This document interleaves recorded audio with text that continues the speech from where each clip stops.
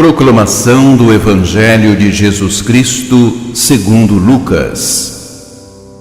Naquele tempo, Jesus estava na margem do lago de Genesaré e a multidão apertava-se ao seu redor para ouvir a palavra de Deus. Jesus viu duas barcas paradas na margem do lago. Os pescadores haviam desembarcado e lavavam as redes. Subindo numa das barcas, que era de Simão, pediu que se afastasse um pouco da margem. Depois sentou-se e da barca ensinava as multidões. Quando acabou de falar, disse a Simão: "Avança para águas mais profundas e lançai vossas redes para a pesca." Simão respondeu: "Mestre, nós trabalhamos a noite inteira e nada pescamos, mas em atenção à tua palavra vou lançar as redes." Assim fizeram e apanharam tamanha quantidade de peixes que as redes se rompiam. Então fizeram sinal aos companheiros da outra barca para que viessem ajudá-los. Eles vieram e encheram as duas barcas, a ponto de quase afundarem. Ao ver aquilo, Simão Pedro atirou-se aos pés de Jesus, dizendo: "Senhor, afasta-te de mim, porque sou um pecador." É que o espanto se apoderara de Simão e de todos os seus companheiros, por causa da pesca que acabavam de fazer. Tiago e João, filhos de Zebedeu, que eram sócios de Simão, também ficaram espantados. Jesus, porém, disse a Simão: "Não tenhas medo, de hoje em diante tu serás pescador de homens." Então levaram as barcas para a margem, deixaram tudo e seguiram a Jesus. Palavra da salvação.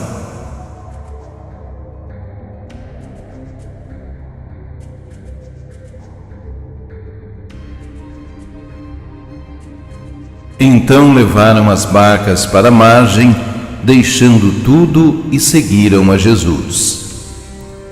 Nesta frase do Evangelho de São Lucas, vemos como Simão Pedro, Tiago e João, filhos de Zebedeu, se tornaram discípulos de Jesus, seguindo-o, e para isto, deixando para trás os únicos bens que possuíam, suas barcas e redes de pesca. Devemos perguntar: estes pescadores decidiram seguir Jesus como ao seu rabi somente por terem-no visto fazer aquela pesca milagrosa? Devemos concluir que sim, pois um milagre como aquele ninguém fizera por eles em nenhuma ocasião. Mas não somente por isto, mas devemos nos lembrar o que São Lucas nos diz no seu Evangelho, lido nos dias anteriores. Jesus fizera um espantoso exorcismo em Cafarnaum. Ora, era nessa cidade que moravam Simão Pedro e seus sócios, Tiago e João. Como todo o povo da redondeza de Cafarnaum soubera do exorcismo feito na sinagoga, podemos supor, logicamente, que também Simão Pedro e seus sócios ficaram sabendo quem era Jesus. De fato, quando Jesus vai falar para o povo junto do lago, Jesus, sem mais, entra na barca que era de Simão, como se entre eles já houvesse alguma familiaridade. Disto devemos concluir que o chamamento dos apóstolos por Jesus não aconteceu num instante sem preparo anterior, como parece ter acontecido em alguns casos relatados no Evangelho de São Mateus.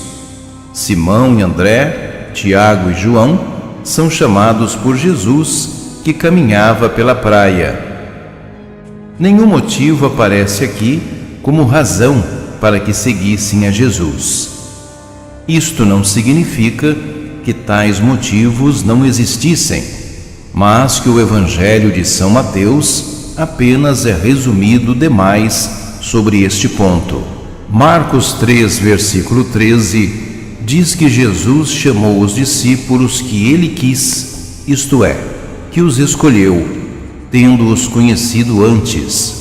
Jesus não chamaria sem mais alguém que não conhecesse, e nenhum convidado estaria disposto a seguir Jesus sem saber quais seriam as consequências deste seguimento.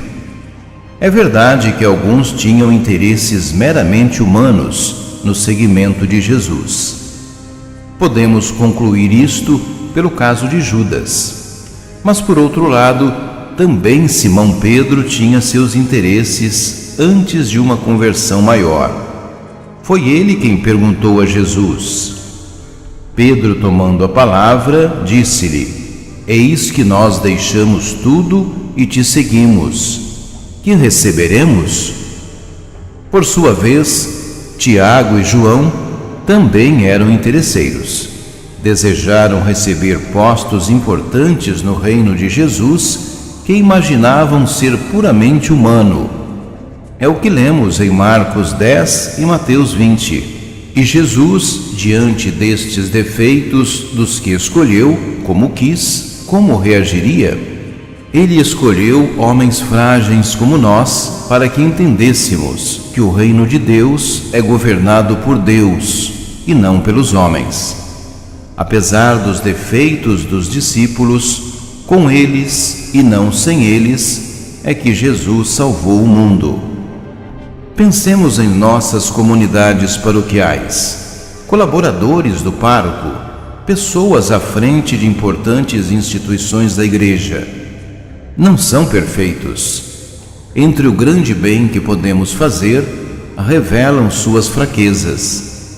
No entanto, foram estes que Deus escolheu, e foram estes que, em sua generosidade, responderam ao convite de Jesus.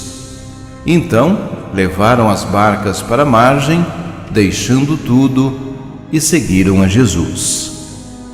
Rezemos e demos apoio às pessoas que, ao lado dos párocos, se encarregam da grande tarefa de levar adiante a missão de nossas paróquias.